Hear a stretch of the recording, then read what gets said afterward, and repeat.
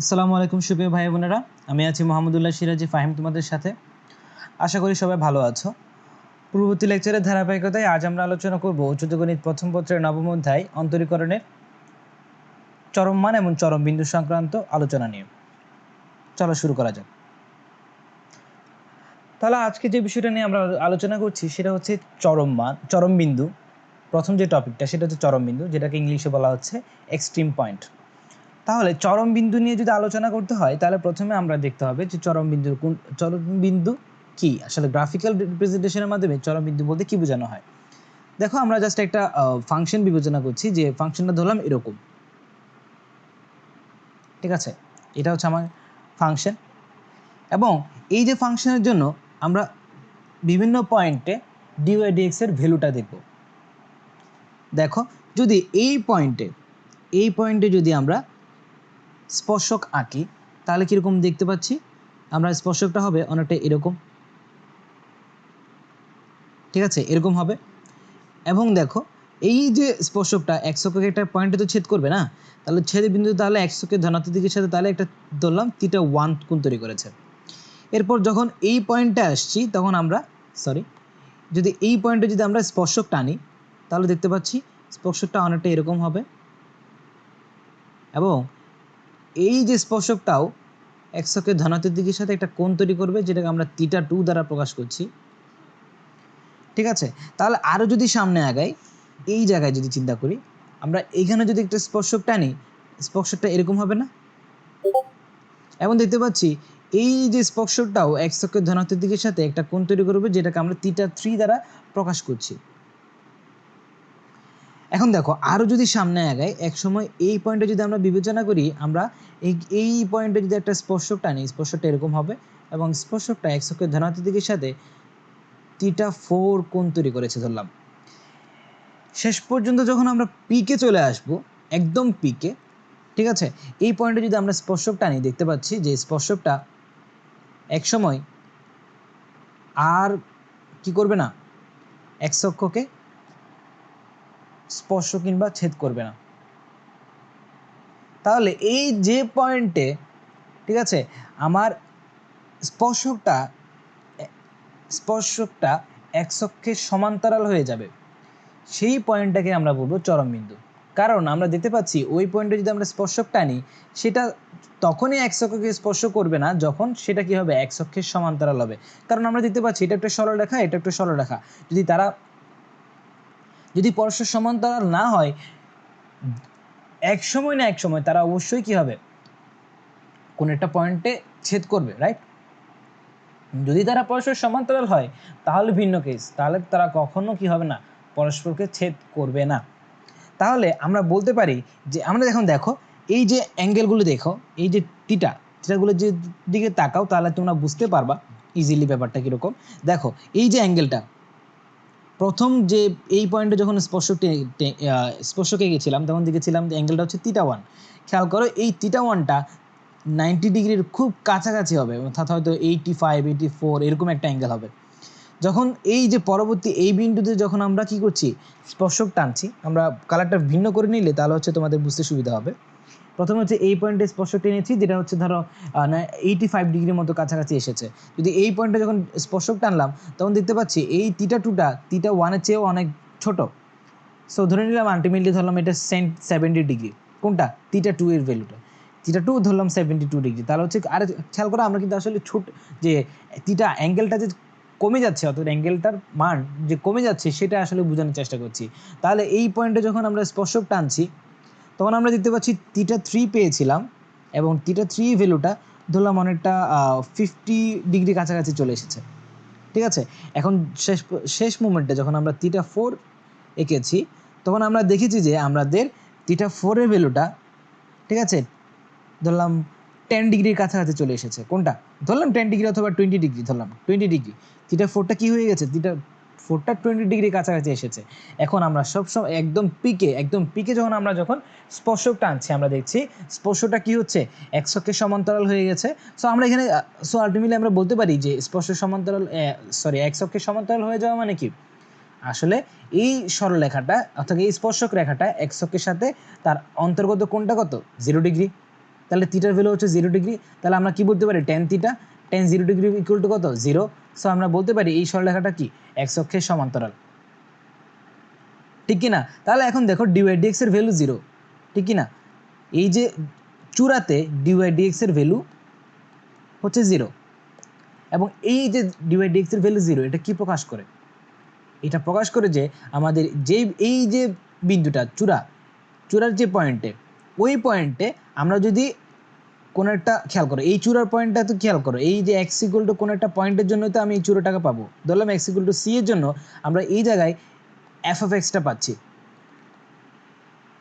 এই চরম বিন্দুটা প্রকাশ করে যে আমার x ইকুয়াল টু c বিন্দুতে যদি আমরা f অফ এক্স এর ভ্যালু বের করি, তা এই যে দেখতে পাচ্ছি এই যে f অফ এক্স, এই যে মানে গ্রাফটা বক্ররেখা, এই বক্ররেখার প্রত্যেক যতগুলো বিন্দু আছে সবগুলো তো বিন্দুতে নেওয়া f অফ এক্স এর ভ্যালুর চেয়ে বেশি হবে। কোনটা? এই যে c পয়েন্টে f অফ c এর ভ্যালুটা, যদি এই বিন্দুটা চরম বিন্দু হয়। দেখতে পাচ্ছি এটা হচ্ছে কি ম্যাক্সিমাম পয়েন্ট। তাহলে ম্যাক্সিমাম পয়েন্ট মানে কি? এই ম্যাক্সিমাম পয়েন্ট মানে এই জায়গায় যদি f অফ c বের করা হয়, এটা বাকি এই যে বক্ররেখার যে কোনো বিন্দুতে অঙ্কিত স্পর্শক, অর্থাৎ যে কোনো বিন্দুতে নেওয়া f অফ x এর ভ্যালুর চেয়ে বেশি হবে। কোনটা? f অফ c এর মানটা। এই জন্য এই বিন্দুটাকে বলা হচ্ছে চরম বিন্দু। তাহলে আমরা যদি তাহলে এইটাকে যদি রিটেন আকারে লিখি তাহলে কীরকম আসছে দেখো, যে বলা হচ্ছে যে y equal to f of x বক্ররেখার x এর মান পরিবর্তনের সাথে সাথে dy/dx এর ভ্যালুর মান অর্থাৎ f প্রাইম x এর মান পরিবর্তিত হয়। এখন বক্ররেখার যে সকল বিন্দুতে dy/dx এর ভ্যালু 0, dy/dx এর ভ্যালু 0 বলতে আমরা একটু আগেই দেখেছি, dy/dx এর ভ্যালু 0 বলতে কি বোঝানো হচ্ছে? স্পর্শক যে রেখাটা সেটা x অক্ষের সমান্তরাল, ওই সকল বিন্দুগুলোকে আমরা বলছি চরম বিন্দু অর্থাৎ এক্সট্রিম পয়েন্ট। খেয়াল করো, এক্সট্রিম পয়েন্টকে আবার আমাদের অনেক সময় তোমরা ক্রিটিক্যাল পয়েন্ট হিসেবেও নাম শুনবা, ঠিক আছে? এই যে এক্সট্রিম পয়েন্টকে অনেক সময় ক্রিটিক্যাল পয়েন্টও বলা হয়। বুঝতে পেরেছি? তাহলে এই যে ক্রিটিক্যাল পয়েন্টটাকে তোমরা এই যে আমরা দেখেছিলাম একটু আগে যে গ্রাফটা, এই গ্রাফের মাধ্যমে দেখিয়েছিলাম না, তোমরা চাইলে এই গ্রাফের মাধ্যমেও আসলে এই যে ক্রিটিক্যাল পয়েন্টটাকে বিবেচনা করতে পারো। কীরকম দেখো, এই যে এটা যদি হয় কি সবচেয়ে লোয়েস্ট পয়েন্ট, ঠিক আছে, সবচেয়ে পাদবিন্দু, সবচেয়ে নিম্ন পাদবিন্দু, তাহলে আমরা বলতে পারি এই যে এই পয়েন্টে যদি f প্রাইম x নেওয়া হয়, এই পয়েন্টে যদি ঢালের মান নেওয়া হয়, এই পয়েন্টে যদি ঢালের মান নেওয়া হয়, এই পয়েন্টে যদি ঢালের মান নেওয়া হয়, এইভাবে যদি এই পয়েন্টে যদি ঢালের মান নেওয়া হয়, তাহলে আমরা বলবো এই যে এই পয়েন্ট অর্থাৎ x ইকুয়াল টু c এর জন্য f অফ x এর যে ভ্যালুটা পাবো, f অফ c এর যে ভ্যালুটা পাবো, এটা হবে কি অন্য যে কোনো বিন্দু থেকে নেওয়া f অফ x এর ভ্যালুর চেয়ে সব কম। তার মানে হচ্ছে f অফ c হবে মিনিমাম, ঠিক কি না? f অফ c হবে মিনিমাম। তাহলে এই যে x ইকুয়াল টু c বিন্দুর জন্য আমরা f অফ c মিনিমাম পাচ্ছি, সেই x ইকুয়াল টু c পয়েন্টটাকে আমরা বলছি চরম বিন্দু বা এক্সট্রিম পয়েন্ট। তাহলে আমরা এইখান থেকে একটা বিষয় উপনীত হতে পারি, সেটা হচ্ছে চরম বিন্দু দুই রকম হতে পারে। একটা হচ্ছে সর্বোচ্চ মানে যেই চরম বিন্দুর জন্য আমরা সর্বোচ্চ মান পাবো f অফ x এর, আবার এমন একটা চরম বিন্দু হতে পারে যার জন্য আমরা f অফ x এর সর্বনিম্ন মান পেতে পারি। বুঝতে পারছি? এখন দেখো এই যে এই বিন্দুর জন্য কি হবে, যদি এই বিন্দুতে যদি আমরা স্পর্শক টানি সেটা কি হবে? x অক্ষের সমান্তরাল হবে। বুঝতে পারছি? আশা করছি তাহলে তোমরা এই পর্যন্ত ব্যাপারটা বুঝতে পেরেছো। তাহলে আমরা চরম বিন্দু যে কথাটা ছিল, চরম বিন্দু যে নিয়ে যে টপিকটা, সেটা তাহলে বাদ দিয়ে যাচ্ছি, অর্থাৎ আশা করছি এইটুকু পর্যন্ত বুঝতে পেরেছো। এবার আমরা চলে আসি ফাংশনের সর্বোচ্চ এবং সর্বনিম্ন মান, যেটা একটু আগে বলছিলাম। চরম বিন্দুর জন্য আমরা কি পাচ্ছিলাম? দুটো মান পেতে পারি, হয়তো একটা সর্বোচ্চ মান f অফ x এর অথবা একটা সর্বনিম্ন মান। এই যে f অফ x অর্থাৎ চরম বিন্দুর জন্য যে f অফ x এর সর্বোচ্চ কিংবা সর্বনিম্ন মান পাচ্ছি, এটা নিয়ে আমরা এখন আলোচনা করব। খেয়াল করো, ধরলাম যে x ইকুয়াল টু a পয়েন্টটাই হচ্ছে আমাদের চরম বিন্দু, ঠিক আছে? তাহলে x ইকুয়াল টু a পয়েন্টে অর্থাৎ a বিন্দুতে যদি f অফ x এর মানকে সর্বোচ্চ বলা হবে, x ইকুয়াল টু a পয়েন্টে a বিন্দুতে f অফ x এর মানকে সর্বোচ্চ বলা হবে যদি x ইকুয়াল টু a বিন্দুর নিকটস্থ যে কোনো মানের চেয়ে f অফ a বড় হয়। খেয়াল করে এই কথাটাই কিন্তু আমরা একটু আগে ঘুরিয়ে ফিরে বলেছি। কীরকম বলেছিলাম যে আমরা যদি একটা ফাংশনে যদি এরকম একটা যদি বক্ররেখা থাকে, তাহলে এই যে x equal two x equal two c পয়েন্টের জন্য আমরা f অফ x এর সর্বোচ্চ মান পাচ্ছিলাম না, f অফ c পাচ্ছিলাম সর্বোচ্চ মানটা। তাহলে এই বিন্দুর স্থানাঙ্ক কী হবে? আসলে exactly c, f of c হবে না, ঠিক আছে, তাহলে আমরা বলছিলাম যে এই যে x equal to c, x equal to যদি a, আচ্ছা এই জায়গায় x ইকুয়াল টু a বলা হচ্ছে, তাহলে এটা হবে কি a, f of a হবে। তাহলে দেখো x ইকুয়াল টু a বিন্দুতে f of x এর মানকে সর্বোচ্চ বলা হবে যদি x ইকুয়াল টু a এই বিন্দুর নিকটস্থ যে কোনো মানের জন্য, খেয়াল করে এই নিকটস্থ বিন্দু হতে পারে কি a প্লাস h, ধরলাম এই ডিস্টেন্সে যদি h হয় তাহলে আমরা বলবো এই পয়েন্টের স্থানাঙ্ক হচ্ছে a প্লাস h। তাহলে এখন এই দেখো এই ডিস্টেন্স যদি h হয় তাহলে এই পয়েন্টটাকে আমরা বলবো a মাইনাস h বলতে পারি না? তাহলে তাহলে দুটো বিন্দু দেখছি, একটা হচ্ছে a প্লাস h এবং a মাইনাস h, এই দুটা ভ্যালুর জন্য যদি আমরা কি বের করি f of x এর ভ্যালু বের করি, তাহলে আমরা দেখব যে f of x এর যে দুটো ভ্যালু পাচ্ছি তারা f of c এর চেয়ে কম হবে।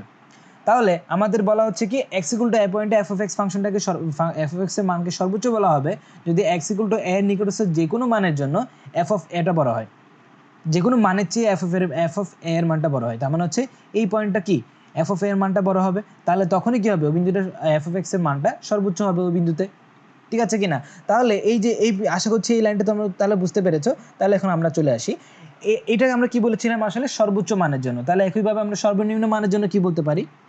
সর্বনিম্ন মানের জন্য একইভাবে বলতে পারি যে যদি এই বিন্দুটা যদি কি হয় x ইকুয়াল টু b পয়েন্টের জন্য এই বিন্দুটা যদি আমরা পাই তাহলে আমরা বলবো যে এই পয়েন্টটাতে ধরলাম x ইকুয়াল টু b এর জন্য যদি ভ্যালু বের করি তাহলে পাচ্ছি f of b। তাহলে আমরা বলবো যদি এই যে x ইকুয়াল টু b এর নিকটবর্তী যে কোনো x এর মানের জন্য যদি আমরা f of x বের করি এবং তারা যদি f of b এর চেয়ে f of b এর চেয়ে বড় হয় তখন তাহলে আমরা বলবো f of b টা হচ্ছে কি সর্বনিম্ন, ঠিক আছে? এই লাইনটা এখানে বলা হয়েছে যে x ইকুয়াল টু b এর সন্নিকটস্থ x এর যে কোনো মানের জন্য f of x এর মানের তুলনায় f of b এর মান যদি ক্ষুদ্রতর হয় তাহলে ওই মানটাকে বলা হচ্ছে সর্বনিম্ন মান। বুঝতে পেরেছি? তাহলে আশা করছি তাহলে এই যে সর্বনিম্ন মান এবং সর্বোচ্চ মান কি হয় সেটা আমরা বুঝতে পেরেছি। তবে এই ক্ষেত্রে যে দুটো বিষয় তোমাদেরকে জেনে রাখা দরকার সেটা হচ্ছে যে কোনো ফাংশনে একের চেয়েও বেশি সর্বোচ্চ কিংবা সর্বনিম্ন মান থাকতে পারে। কিভাবে থাকতে পারে? তাহলে একটা গ্রাফের মাধ্যমে দেখানো যাক।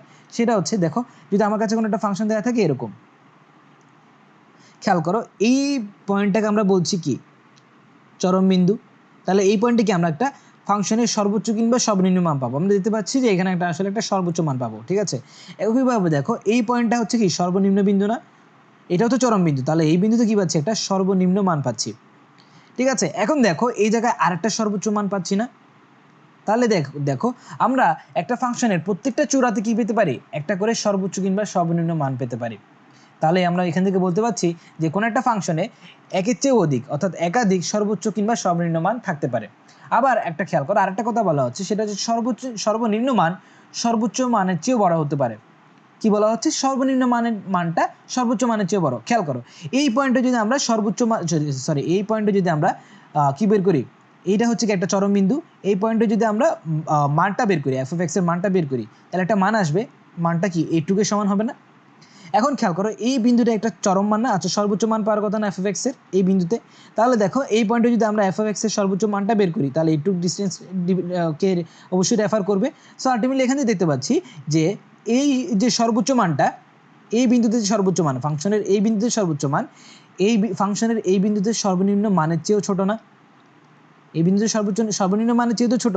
সো আলটিমেটলি আমরা বলতে পারি যে সর্বনিম্ন মান সর্বোচ্চ মানের চেয়েও বড় হতে পারে, ঠিক আছে? তাহলে আশা করছি তাহলে এই ব্যাপারটাও তাহলে তোমরা বুঝতে পেরেছো সর্বোচ্চ মান এবং সর্বনিম্ন মান আমরা কিভাবে পেতে পারি এবং কোন পয়েন্টে আমরা সর্বোচ্চ কিংবা সর্বনিম্ন মান পাবো সেটাও আশা করছি তাহলে তোমরা বুঝতে পেরেছো। আজ তাহলে এই পর্যন্তই, পরবর্তী লেকচার দেখার জন্য আমন্ত্রণ রইল। ধন্যবাদ।